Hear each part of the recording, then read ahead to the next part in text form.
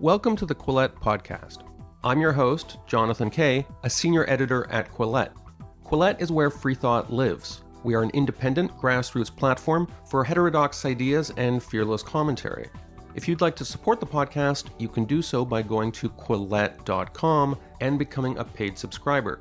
This subscription will also give you access to all our articles and early access to Quillette social events.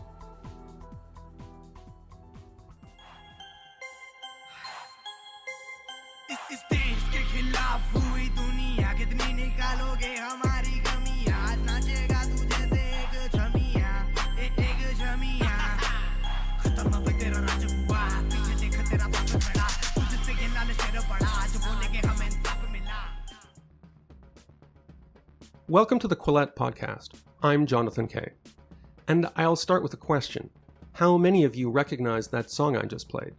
If you don't recognize it, chances are you're probably not from India and you don't watch Indian YouTube. The song I sampled is called By PewDiePie, and I'll be explaining the title and the context later in the show. It's by a guy who goes by the channel name Carrie Minati. The YouTube video for the song has 60 million views, and Carrie Minati has almost 40 million subscribers. Now, he's an especially huge Indian YouTube star, but when you look at the YouTube landscape in that country of 1.4 billion people, you find there are actually a surprisingly large number of people with accounts in the 6, 7, and even 8-figure range. In fact, according to my guest today, Indian podcaster and YouTuber Kushal Mehra, India is going to represent YouTube's most important growth market. Over the next 40 minutes, we're going to talk about how and why it's become so profitable and popular, and hear snippets of some of its most fascinating and often hilarious subgenres. We're also going to take a few side trips into such topics as cultural appropriation, the politics of Indian Prime Minister Narendra Modi, the nature of Indian nationalism, and a certain Prime Minister's famous 2018 trip to India in which he broke out into a bout of Bhangra dancing. The first time I ever thought about the existence of Indian YouTube, I confessed to you when we were setting this up that I don't watch really any YouTube, Canadian YouTube, American YouTube. I confessed to you that the only YouTube I really watch is, how to fix your sink or how to play board games and stuff like that. But I remember a couple of years ago, there was it a fight or a controversy where you had this guy named PewDiePie? Is that how you pronounce him? Yeah, one of them is PewDiePie, and PewDiePie was having a fight with the number one YouTube channel in India. But just to be clear, PewDiePie is the furthest thing from an Indian YouTuber. He's like some video game guy from Scandinavia. He was some guy I hadn't heard of, and then he was competing with some Indian media. Yes, so there's this music company. They used to produce a lot of, I think they were into films too at one point of time, and then they used to do a lot of music too. It's T-Series. It's like T and there's a dash, then series. So it's an old company. It was owned by... he's no longer alive. It was formulated by a gentleman, I think, if I remember, called Gulshan Kumar. And now, obviously, his family members run it. So there was this continuous feud, and everybody was in it. Like, all of Indian YouTube was in it. And basically, PewDiePie's thing was, look at these guys. They're 1.4 billion people. But so it was like a contest to see who could have the most subscribers? Yeah, pretty much. They each had 50 million subscribers. Yeah. I think you mentioned there was some guy who made a song about it or something? Oh, yeah. So this song was made, I think, around 2-3 years ago. And this guy... channel's name is Carrie Minati. Well, but can you play some of it? Yeah, sure. So, here you go. This song is called Bye Bye PewDiePie. That sounds menacing.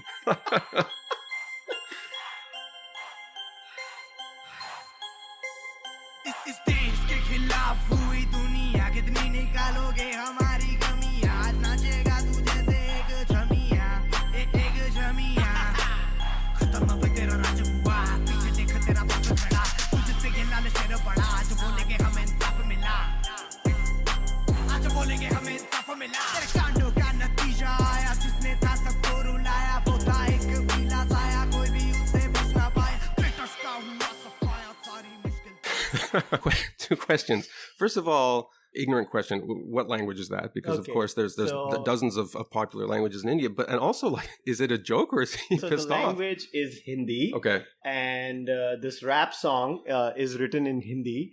And I'm going to read the lyrics and I'm going to try and explain them again to the audience. So he starts with, Is desh ke khilaf hui duniya, as in, is desh over here, is desh means country. So all of you are against India because we are going to take you over. Okay. All right. So he's basically mocking them. Then he says, Kitni nikaloge hamari kamiyan? As in, how many flaws are you going to take out? What's the big deal? We're just winning the YouTube battle, guys. That's what he's trying to say. So, like, it's tongue-in-cheek, right? Yeah, it's not... Okay. Yeah. So he's being sarcastic. This basically is a roast channel. This guy roasts people. That's what he does. So then he says, Aaj nachega tu jaise ek chamiya. You're going to dance like a dancer. You're going to dance on my toes because you can't win this battle is what I guess he's trying to say. Is it unusual for him to roast somebody who's not Indian? Yeah, he usually roasts Indians. Okay. He's basically... One of the biggest feuds Kerry Minati was involved in, that this was, I think, in 2020. This had made the news in India. Oh my God, this was like huge. So basically, this was a feud at that time in India. We had TikTok, right? No longer. So is it legal? Or no longer it's just people... No, the government of India banned TikTok, right? During the India-China standoff, TikTok was one of the many apps, Chinese apps, that was just... removed from India. That absolutely means that my teenage daughters can never go to India because this is like 90% of what they do when they're not in school is okay. So it was very interesting. So what Kerry Minati did was he made this video. By the way, that video is off. And John, the link I sent you is basically somebody extracted the whole video. And that video itself now has many views. But Kerry Minati removed this video under a lot of pressure. And so the video I got here, it's YouTube versus TikTok. Yeah. So basically it became Kerry Minati who was fighting this guy, Amir Siddiqui, who was on TikTok. Okay. And Amir Siddiqui was a big TikToker at that time. God. And Kerry Minati was a big YouTuber at that time. And they had this beef. But this is like the Blues versus the Greens charioteers in ancient Rome. This is sorry, that's a really high-flown analogy, but it's kind of tribal. Like, was this one big joke, or are people like, I'm on Team TikTok? Like, was it? I assume for some teenagers, it's a big deal. There was a proper article in a mainstream Indian newspaper explaining how this beef started. The beef was basically where Amir Siddiqui posted a video calling out YouTubers. You know, Siddiqui compared both the mediums and he was like, oh, TikTok community is so together, this and that. And he uploaded, I think even Amir Siddiqui took off his video. And then Kerry Minati just went out there and he roasted everybody. I'm liking this Kerry Minati guy. Oh my God, he is hilarious. That guy, I mean, not my kind of a creator, but I mean, look, his fans. And then what happened was the controversy reached to such an epic proportion. There was a lawsuit. Not only was there a lawsuit, and then they forced Kerry Minati to take the video on, and there was a proper hashtag called Justice for Kerry. Justice for... Okay. All right. Okay. On Indian Twitter. But yes, that's what happened. So basically, Kerry Minati is one of the biggest Indian YouTubers. He also has a gaming channel. He has 2 YouTube channels from what I remember. Obviously, his name is not Kerry Minati. This guy's name is Ajay Nagar. I just find it funny because here in Canada, sometimes you'll read an article and it'll be like, Canadian Twitter is in an uproar with over 50 people tweeting against so-and-so. And like some of those numbers must seem ridiculous. Like it sounds like some of these controversies involve thousands of people mobilizing on one side or the other of these disputes. I was just having a conversation with someone like, over here, if 100, 200 people turn up to a talk, that's a big thing. Yeah. And in India, it's a disaster. But by the way, you mentioned before that the dominant YouTube medium is music and dance. Yeah. Right? Which gives us, by the way, an opportunity to talk about probably the greatest and most authentic expert in Indian dance, Justin Trudeau. Who visited your country and taught you all about the magic of dance, right? Yeah. That was so surreal watching somebody from Canada just out there doing bhangra. He's actually a good dancer, by the way. Yeah, I'll give it to him. Like, he's not a bad dancer. He's good. And you could tell he practiced a lot. Yeah, he did. But I have to say, that I was like, so when he visited India, I clearly remember telling my wife, why is he dancing?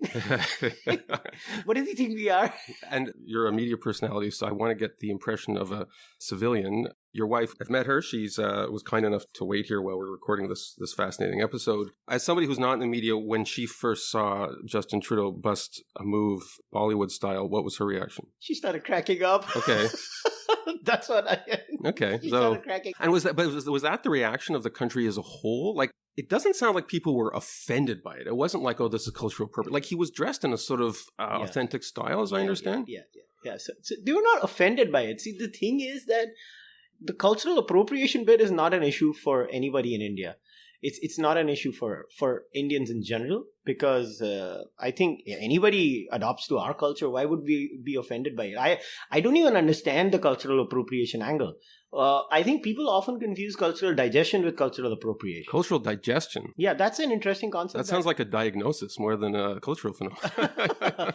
So it's actually something that an Indian American called Rajiv Malhotra, he spoke about cultural digestion in his book, where he said that cultural appropriation is you're trying everything, right? Right now, we're sitting here recording this podcast. I'm wearing a t-shirt. Is that Indian? No. Am I appropriating Western culture? Yeah, absolutely. 100%. Yeah. I didn't realize until now how angry I am. Take it off. Yeah. So that's the whole point. But I guess what Rajiv Malhotra says with cultural digestion is that he tries to say that if you take something and then you remove the roots of that culture, and you remove the sources of that culture, and then you don't credit that culture, that's the problematic aspect. But if you just try things like you try different cuisines, you cook different foods, wear different clothes, that's fine. I think that's where the debate is getting confused in the West. Right. People have confused digestion for appropriation. Where I'll give you an example of digestion. Let's say, I don't remember the name of the gentleman who was there on Rogan's podcast. This guy was, I think, from Stanford. Sorry, this is Joe Rogan. Joe Rogan. But I listen to Rogan, I find him entertaining. The guest uses the words yoga nidra. It is one of the practices, and now it has transformed into lucid dreaming. And it was lucid dreaming, like clear dreaming. Yeah, lucid dreaming is one of the psychological practices that they do in the West. So what he said was, basically what he was trying to say is that if I call it yoga nidra, people think it's woo. Now that's where digestion comes in. So what woo? Woo, booga booga. Oh, okay. So like a bad thing. I'm gonna use that. Woo woo or whatever. Okay, all right. Yeah. So I think people like Rajiv Malhotra, that's where they try to say that just because it's called yoga nidra does not make it invalid. Just because some other culture came up, or whether Vipassana becomes mindfulness and now somebody will come, but no, mindfulness is slightly different. We're talking about some pretty fine points here, but just to be clear, a couple of years back, there were people shutting down recreational community center yoga programs on the basis that upper middle class white women shouldn't be doing yoga because it's... Well, those are stupid people. It was a stupid thing, and I think even among progressives, they've backed off because it's ridiculous. But I want to get back to Justin Trudeau because that was the moment that here in Canada, a lot of us were directed to some of these YouTube channels because they did like parodies and they did stuff like that. I was one of them. Yeah. Oh, you were one of them? Yeah, we were mocking Justin, right? I mean, so we do this Thursday show with my friend Sham Sharma and another friend of mine, Abhijit Iyer Mitra, who's actually a foreign policy expert who also dabbles in humor. Dance expert, okay. And no, Abhijit, you should see Abhijit dancing. So anybody out there, go on Twitter and find out Abhijit Iyer Mitra and just look at his... sounds awesome. Abhijit is amazing. Okay. So so we do this Thursday show, every Thursday. And well, so the backstory in this, and I have no proof of that, is that his wife, who's lovely, has always, I think, had an interest in spirituality and maybe India in particular. Again, there's a scuttlebutt that this trip to India was maybe an opportunity for her to kind of explore some of this, her fascination with that culture. To me, it aroused the idea of the head of the BJP coming to Canada and doing some kind of, I don't know, Vanilla Ice dance or something like that. Like this, which I would find quite hilarious. I want to see Modi dancing. Yeah, so I can't really picture that. Okay, so let's talk about some of the other stuff. One of the examples, you classified it under sports, but it seems a little dubious because you're talking about chess. Yeah. So there's a chess YouTube culture in India? Oh my goodness. Full disclosure, even I did not know much about it. So when we spoke about what do we talk about on the podcast, I started doing a deep dive. I went through a chess phase, but I don't see chess as like a video thing. But you're saying there's video channels, or like, are people commenting? Yeah, so there's Chess Base India. Chess Base India. It has 990K subscribers as of now. So almost a million Almost followers. a million subscribers. That's not small, man. For a chess channel. They cover all the chess tournaments and India versus Russia, the gold medal match on the video. If you want, I can play it for you. Yeah. Samay Rana. So they're saying we won gold. This is a famous cricketer, Yuzvendra Chahal. He's a very famous cricketer in India.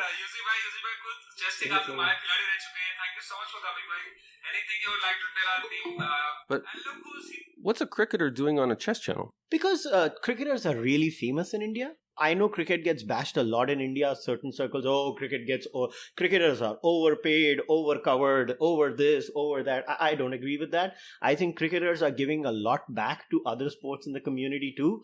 And, you'll see cricket players standing up and fighting for badminton players, tennis players. And I think to abuse Indian cricketers of being multimillionaires is just not fair. It's not their fault that Indians love the sport. By the way, I played cricket once. Wow. When I was studying engineering at McGill University, there was a group of South Asian grad students, and they had to get up at like 5 a.m, right? Because you have to go to the field before soccer and the actual program sports going on. I didn't do very well because I was swinging the bat baseball style. Yeah, you must be going like this and it comes from the bottom up. So I was hitting like a lot of fly balls, but it wasn't effective. And I mean, you have to, it's like a Ginsu knife. There's all these angles. Have you played cricket? Yeah, I used to play. I mean, in school and on the streets in Mumbai. Yeah. We've grown up playing cricket. And in fact, one of the most famous... Don't you need like 800 feet? Like, I mean, you need some of these gigantic spaces to do it. We play in the backyard. We play on the terraces. But a real match requires a crazy amount of real estate. So we would have community grounds where kids would go and play. And it's funny, if you go in Mumbai on the Maidans, which are the community grounds where kids can go and play, basically the dominant sport. Now it's changing though. I mean, when we grew up, it was only cricket. But now you'll see an odd basketball court. You'll see football. I mean, you guys call it soccer, but basically everybody calls it football. There'll be kids playing football. There'll be kids playing basketball. But yeah, cricket still dominates the Maidans, community grounds of India. And because in that sense, right, you can afford a bat, the cricket bat and a ball to play, and you can just create stumps, the things on the back through sticks. And so even if you go to a slum, you'll see kids outside the slum playing cricket. One of my fond memories of the crossover between baseball and cricket was there was this crossover program where certain cricket players were invited to America to play baseball and hit the baseball. And then the baseball players were told, okay, now you come and play cricket. Let's see who can handle it better. And because of the natural way cricket is played, the transformation from cricket to baseball was much easier. I can see that because in baseball, even if the guy's throwing at 100 miles an hour, it's not hitting the ground before you hit it. Yeah. Whereas in cricket, the skill is it hits the ground, he's putting spin on it. What I found with cricket was hard was when I was pitching, I couldn't bend my elbow. That's screwed up. Yeah. You guys should figure that one out because that makes it a lot hard. Anyway, all right. So to be continued. So under the category of crime, true crime, we would call it, crime and documentary, you've highlighted someone named, or a company, Big Brain Co. Oh yeah, this channel, it talks about science, technology, space, everything. But this particular video, they talk about the youngest serial killer ever. The video is called True Story of the World's Youngest Serial Killer by Big Brain Co. It's by Adil Roy, featuring Adil Roy. And they have a English translation there. So people, if they go and watch the video, they can actually understand it. और ऐसी ये crazy कहानी है अमरजीत सदा की. लेकिन इस कहानी का सबसे सरप्राइजिंग एलिमेंट ये है कि इस कहानी में मर्डरर महज 8 साल का बच्चा है, जिसने 1 नहीं 2 नहीं बल्कि 3 मर्डर किए हैं और सारे विक्टिम्स की एज 6 साल से कम. This is chilling. This is the story of an 8-year-old killer? Yes. I was disturbed. This channel covers a lot of interesting things, not just this. But this is legitimate news they're reporting, right? Yeah. They're reporting a story. Recently, there was Netflix also on a serial killer, Jha, from Bihar, and killing so many people. And now a word from our sponsor, BetterHelp. Okay, so the summer is over. For a lot of us, it's time to get back to school or to bring renewed focus to our jobs. And maybe you're asking yourself why you're stuck focusing on lingering problems instead of new solutions. And BetterHelp is here to remind you that a therapist might not just be able to help you feel better and get more out of life. He or she may also be able to help you get out of productive ruts and perform to your potential. And I can vouch from personal experience that therapy is also great for helping you decide when it's time to launch yourself into a completely new career trajectory altogether. I've been there. If therapy is something you're thinking of, BetterHelp is a particularly convenient and affordable option. It's online therapy that offers video, phone, and even live chat, letting you choose whether or not you want to see anyone on camera. You get matched with a therapist after filling out a brief survey, and you can switch therapists at any time. Quillette listeners get 10% off their first month at BetterHelp by going to betterhelp.com/Quillette. That's BetterHelp.com/QUILLETTE. And now back to our Quillette podcast. If you're an executive at Netflix or something like that, you must be watching some of these channels and thinking, this programming is stuff that would interest North Americans. Like, a lot of these YouTube channels must act as feeder stock for big media companies, and not only in India, to produce commercial programming, no? It could be, but to be very honest, English YouTube in India is not even a speck in comparison. Most of the big YouTubers, let's start from the first one, Carrie Minati. He's in Hindi. You can go to different YouTubers across India. But some of these channels, they break into English periodically. Sometimes. Yeah. And even in their Hindi videos, they will use certain words. Like it sounds like they're fluent in English. Yeah. All of them know English, but they create their content in their language. Right. Because their biggest audience in India. And believe me, the YouTubers in India, and I don't say this with Americans or anything, they don't care about the Western audience. Well, it's 1.4 billion people, and right? they are creating content for their people. Right. They could care less if somebody from the West... my generation was not like this. We were still in that phase of seeking Western validation. But the 20-year-olds or the 22-year-old kid of... I'm not even talking about big Indian cities. Carrie Minati is from Faridabad. Right. All the big YouTubers are not from Mumbai and Delhi. They're all from either smaller towns or tier 1 cities, tier 2 cities, tier 3 cities. They are from the real India. Well, I guess in Quebec, because it's French here in Canada, it does have a YouTube culture, but I don't think there's like Saskatchewan YouTube. Like you will have that in India. You have Telugu YouTube, which is giant. Yeah, but except some of these Indian states have 100 million people, right? Like that's the thing, right? Yeah. That's the beauty of India, that you could be a Punjabi YouTuber, right? Yeah. And you could have a career. You could be a Marathi YouTuber. You could have a career. Obviously, Hindi is the most spoken language in India, the biggest one. After that comes Telugu and many other languages. But the sheer volume of people you get in India, I do get the ad revenue right now on YouTube is like, 13 times less than what you would get on YouTube America. So, for example, if an American watches your video on YouTube in America, you'll make 13 times more money. And why is that? It's just the ad rates are low. The country overall is poorer. Lower click-through rate on... lower click per minute sure. CPM. So YouTube India did publish this report by Oxford Economics. It was called A Platform for Indian Opportunity, Assessing the Economic, Societal and Cultural Impact of YouTube. The full-time equivalent jobs, as per this report, is 683,000 jobs. These are full-time jobs that YouTube is right now generating. And let me tell you, this is 2020. So now we are in 2022, post-COVID. This must have taken off. So maybe 1 million jobs. In India easily. So full disclosure, this was a report that was generated by YouTube. But I won't be surprised if YouTube is generating, 1 million jobs in India right now, because it's just exploded. Now, imagine money right now with India's financial condition and the size of the Indian economy. And then just imagine a $10 trillion Indian economy or a $15 trillion Indian economy, right? And then imagine what kind of money these YouTubers are going to make. Yeah. Just think about it. Well, PewDiePie is doing okay, right? He's So how many PewDiePies are you going to see in India? Yeah. In the next decade and a half is something that people don't realize. I know this kid, he stays in a place called Navi Mumbai.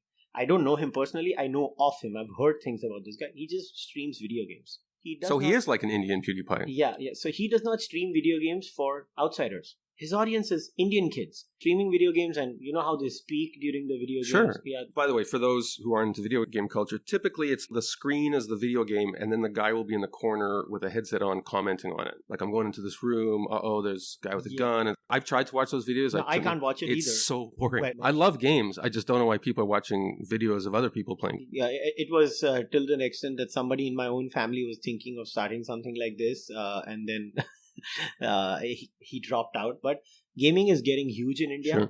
Like I said, think about India in a decade and a half, and why I think YouTube is very important for India, and why India is very important. In fact, if you look at the balance of the relationship, I think YouTube needs India far more than India needs YouTube, and I'll explain why. Because China has stopped YouTube. YouTube market in North America is pretty much saturated. In fact, if you look at the last 3 years numbers, TikTok has started eating into the YouTube market share, and till the extent that YouTube is now obsessed with promoting shorts over here.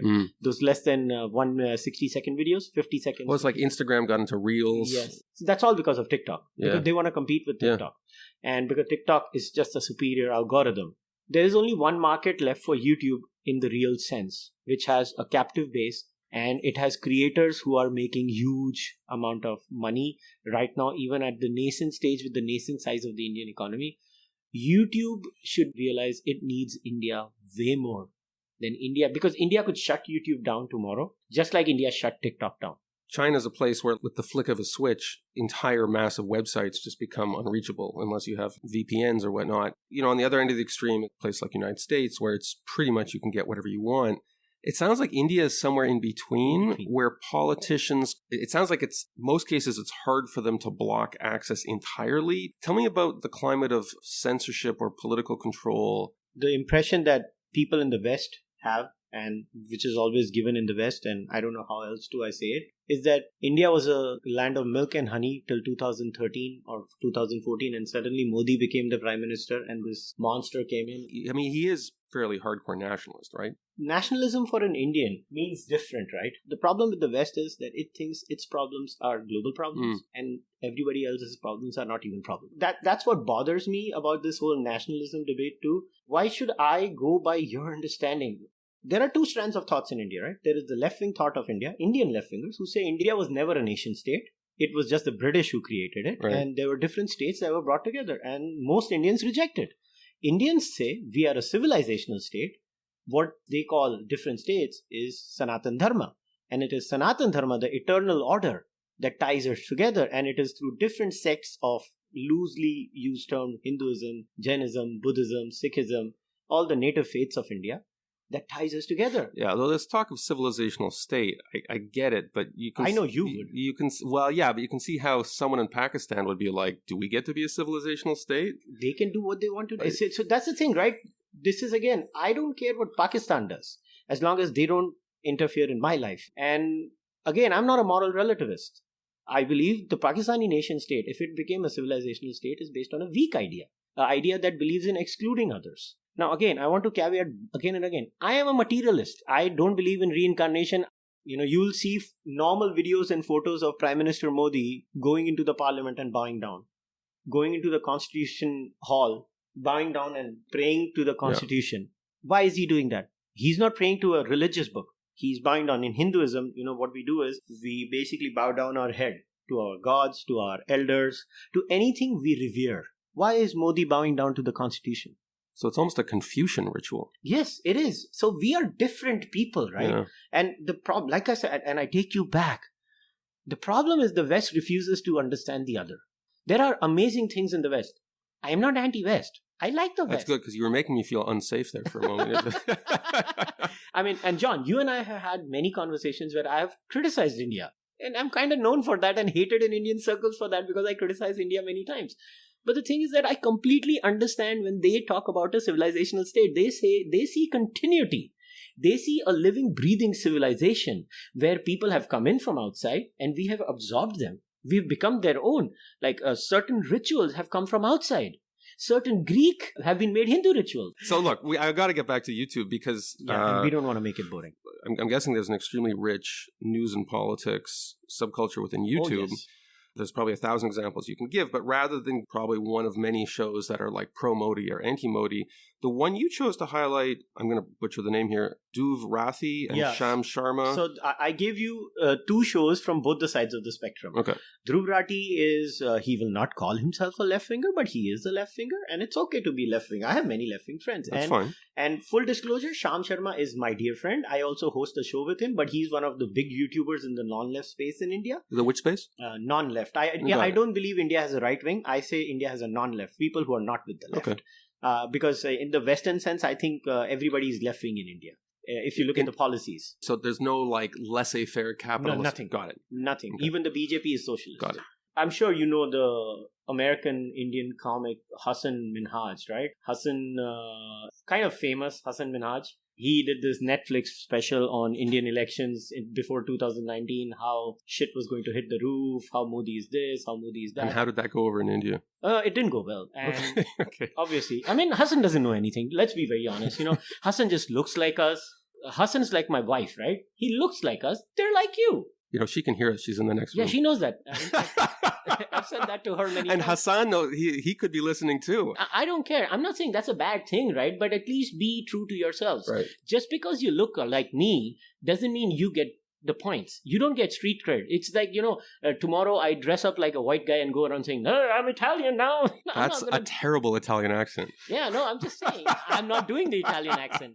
Well, is that like a generic white accent? Yeah, saying I'm not, and it's not me. The thing is, Hasan did this video and Sham gave a response to it. What I'm about to play is Sham's response. First, let's play like a few seconds just from the original, just so people get a sense of what's being critiqued. Democracy is for people with power, people with muscle power and money power. It is not for you and me. It's for gangs. You are going to make millions of people angry. With the Hindus, with the Muslims, with the Sikhs. They're going to kill you. You will be no more. There will be an accident. You will be burnt to death. You're gone. आपको problem चाहिए? No, I don't want a problem. हाँ, तो क्यों करना है? You can talk about anything else. Talk about cricket. Talk about sneakers. That's more comical. That's more comical. Do you know your name? Hassan means nice in Arabic. India is not Arabia. Your name rings a bell that you are a terrorist. You may be A Pakistani agent. Pakistani agent. I'm a Pakistani agent. Yeah. Could be. All right, and now let's hear the response. Hello, and welcome to another edition of the Sham Sharma Show. Thank you very much for joining me today. Thank you very much for watching. I appreciate you. So Hasan Minhaj is a comedian who has a show on Netflix called The Patriot Act, and he recently did an episode on the Indian elections. So in the beginning, he talks to a bunch of these Indian families who tell him not to talk about the Indian elections, and he's talking to all these families, and then right in the middle of it, there's this batshit crazy family that says just a bunch of crazy stuff. They're going to kill you. You will be no more. There will be an accident. You will be burnt to death. You're gone. Wait, who's gonna kill you? There are literally hundreds of people who have made a full-time living from just lampooning the current government. Not only are they alive, but they are thriving. I don't know what they're talking about. India is not Arabia. Your name rings a bell that you are a terrorist. Period. So these people who apparently Indians consider terrorists, these so-called terrorists, are some of the highest paid and most beloved movie stars in India. They're also well represented in the government. They practice their religion. That was one of the rare videos in English, but it had, I'm guessing, subtitles. Hindi subtitles, right? This thing of Pakistani agent, is that a just kind of generic, you're against India? This is going to be the moment where I'm going to get hatred from my Indian followers, Right. because I'm going to out them. Okay. Is there Muslim bigotry, anti-Muslim bigotry in India? Absolutely yes. India is like any other society. There are Muslims who hate Hindus, and there are Hindus who hate Muslims. Most people live peacefully amongst each other. There is a section inside the Hindu society that has a lack of trust of Muslims. Or is it like a fifth column type thing where they're trying to take down the Indian state from within? That's the impression that a section, but see, you have to understand that discussion on India and Pakistan is important, and this is what I'll say.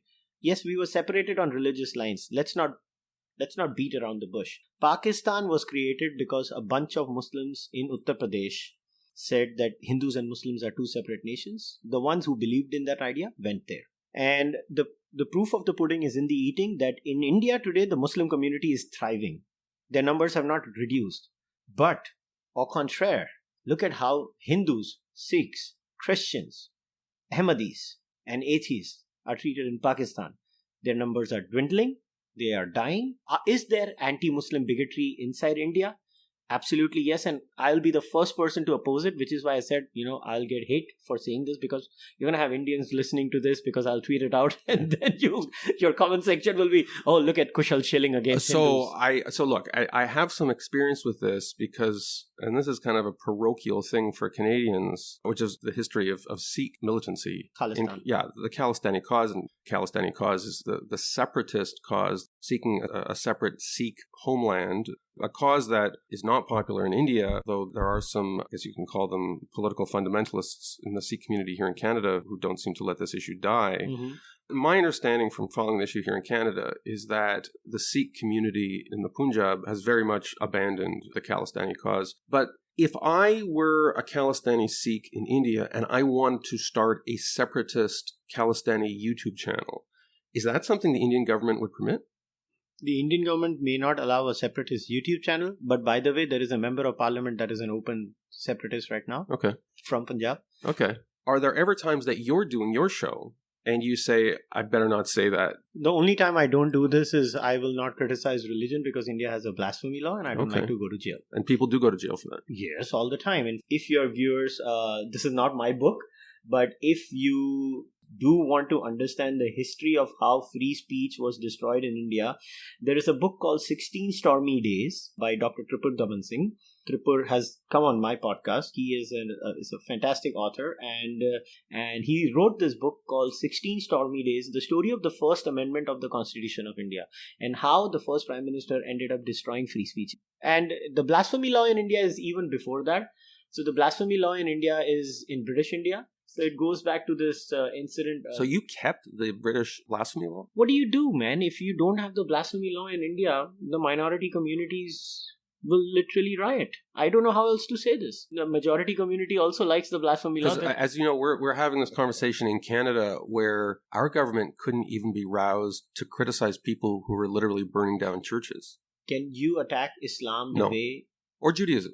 As you know, I'm Jewish, and you can say things about Christianity that here in North America that would be front page news if they were said about Judaism. And that was the story of India for quite a long time, that you could get away by saying pretty much anything about Hinduism. And now it's basically come to a point where the hypocrisy in the Indian discourse was so much. I know that you're not a religious person, but do you have Hindu ancestry? Oh, I call myself a Hindu. Okay. I am a Hindu. See, again, like I said, people automatically assume there's this famous thing like there are ex-Muslims, ex-Christians. I'm not. You're not in the ex-Hindu movement. I'm not in the ex-Hindu movement. I am a Hindu. One of the schools in Hinduism is the materialist school. Right. I'm Hindu. Deal with it. So you're not the Ayan Hirsi Ali of Hinduism? No, I'm not. Right? And once again, it's, I always say this is the Abrahamic problem superimposed on my culture. And which is why I don't call myself an atheist. I don't need that tag. I have my own name. I'm wearing a t-shirt that says Gnostic. I am Gnostic. You're also wearing a hat that at first I thought was some kind of like cryptic symbol, and I now realize it's a Chicago Bulls hat. Yes. Yeah. I just like that hat, and I collect baseball hats. That's the Westerner in me. Okay, but so as we close, I want to ask about the free speech thing, because here in North America, I say, especially in Canada, 20 years ago, if you and I were having a conversation about free speech, you'd be talking about government regulation and human rights tribunals and stuff. Now, when I hear especially young people talk about free speech, they're talking about corporate policies. What can you say on Twitter? What can you say on Facebook? What can you say on YouTube? It sounds like what you're telling me is in India, it's still old-fashioned censorship stuff where it's the state. I will urge each and every one of your audiences to go and read these laws in India. 295A, 153A, 153, 124, and then read the First Amendment, which says you can say XYZ by reasonable restrictions.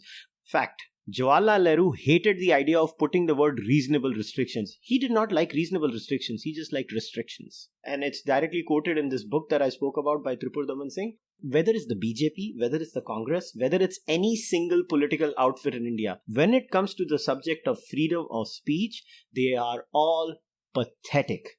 If you're a YouTube addict in India, what's the most glaring oversight I've made? So actually, there's this huge YouTuber called Sandeep Maheshwari in India. He is just an inspirational speaker. He has, I don't know, as of now, let me check how many subscribers Sandeep Maheshwari has. And when you say inspirational speaker, you mean like... just speaks to young kids Tony about Robbins? Spirituality kind of stuff. I don't know what is the closest version to that. So I'm just playing some sample of it. 24 million subscribers. Yeah. रोज सुबह जब मैं कुछ अच्छा सुनता हूँ, अच्छा देखता हूँ और अच्छा सोचता हूँ, तो मेरा पूरा दिन अच्छा होने की संभावना बहुत बढ़ जाती है. It's about positive thinking. If I start my day thinking positively. Now, what is funny is that this guy... By the way, it has kind of like a TED Talk vibe a little bit. Yeah, he is but this guy is right now having one of the biggest beefs with this guy. Your intent is not to be thoughtless. Your intent... This is Prakhar Gupta. और यहाँ पे एक बहुत subtle difference है. Your intent is to focus on your breath. एक बहुत important principle lay down. Wait a second. Okay, now I'm confused. So the first guy you showed me, it was like pictures of puppy dogs and waves breaking on the shore, and he like was addressing a TED Talk type thing in a very earnest way. But except the other guy you just showed, we played a snippet. Yeah, Prakhar is like a meditation guy, which you'd think he'd also be like super chill. Yeah, so both these are super chill guys, but they seem to have this beef, and like the best way to be super chill. Okay, so if you want to have fun, okay, if you want to have fun, yeah. And you know the irony is, like Prakhar's channel is not. He has barely got 200,000 subscribers right now, but he's a good kid. He's come on my podcast. I've gone on his podcast. He's a good kid, and I'm sure Sandeep Maheshwari is also a decent human being. But if you want to understand what YouTube beefs are, just Google Sandeep Maheshwari versus Prakhar Gupta, and it's funny how things have taken a turn till the extent I think. But what are they fighting about? Like, are they literally fighting about the best way to not fight? Like, I don't know. I think Sandeep said something, Prakhar criticized that, and then Sandeep criticized Prakhar, and then Prakhar criticized... Like, do you get drawn into fights? Because I said, no, but I've seen your channel.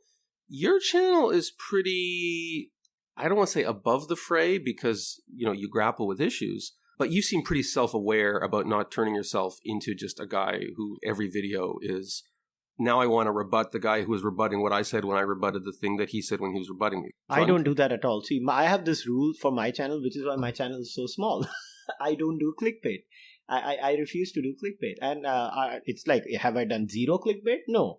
But we are all driven by this clickbait cycle of, it has happened in the morning, let me cut a video or do a live stream within the first 24 hours, get the maximum number of clicks and make money. I have nothing against people who do that. I just want to put it on record, but I don't do it. On the other hand, let me put something to you. If these were your only sources of revenue and you had to feed a family on the basis of your YouTube ad income, do you think maybe you wouldn't be able to be so principled? No. I would be principled, but then I would be having a job and I would be doing this. Okay. Because see, my story is very clear. I don't lie about it. I was an entrepreneur. Yeah. I was working hard all my life for the first 20 years of What do you mean? You're like 30. I'm 41. Okay, well, you're living right because you look good. When I work out. I came across podcasting when I met a few friends who told me that I like mixed martial arts and I wanted to... You and Rogan, huh? I don't know. I like mixed martial arts primarily because of... it's very interesting. I loved Mike Tyson as a child. I was into boxing and then I used to watch WWE, and then Brock Lesnar went to UFC. I have no idea who these people are. And before that, Brock Lesnar is a huge WWE. And I was like, hang on, so you can talk for a long time, break things down without any interruptions and without cutting each other off. This seems to be nice. And then you know the YouTube algorithm works, and then it tells you one, the other. And then I found Rogan, and then I started listening to Rogan. And then I started listening to everybody else. And then I heard Pod Save America. Then I heard Ben Shapiro. And it's very interesting. What it gave me was such a beautiful perspective into my blind spots. Because when you listen to Pod Save America and then you listen to Ben Shapiro... What's Pod Save America? It's a proper Democratic-leaning podcast. Okay. And Ben Shapiro is conservative, right? Conservative. So when I listened to both of them, I saw my own blind spots. Right. And it actually, interestingly, made me a better human being. Because I saw, this is where I'm into groupthink, just like they are. This is where I become a shill of the BJP, just like they are. This is where I become an unwarranted critic of the Congress, just like they are. The Indian Congress Party. Yeah. So, and it made me a better analyst of politics over those years. And then I was like, can I do this myself? And then I tried it. And then COVID was when my podcast basically took off. Everybody was at home, right? And it just took off, and you get to learn from these people. See, for me, the greatest gift that this podcast has given me is my ability to talk to intelligent people and learn from them. Present company accepted. Yeah. Hey, thank you so much for being on the Quillette podcast. This was amazing. Thank you for having me over, man, and I look forward to chatting with you on mine very soon. Talk soon.